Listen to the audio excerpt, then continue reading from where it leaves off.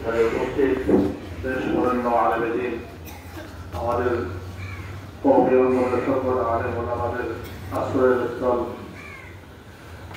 আলেম পুরুষের মণি, মধুপুরের সাহেব হুজুর সহ মার্শাল মুস্তারাম ওলামায়ে কেরাম, সম্মানিত উপস্থিতি, আল্লাহ রাব্বুল আলামিন ইরশাদ করেন ফামান তুযি'আ আন-নাবি ওয়াদখুলুল জান্নাহ ফাকাদ ফাজ। যার জন্য জাহান্নাম থেকে বাঁচা এবং জান্নাতে যাওয়ার ফয়সালা হয়ে গেল, সেই কামিয়াব। সে অর্থে আজকে যাকে উপলক্ষ করে এখানে আমরা একত্রিত হয়েছি,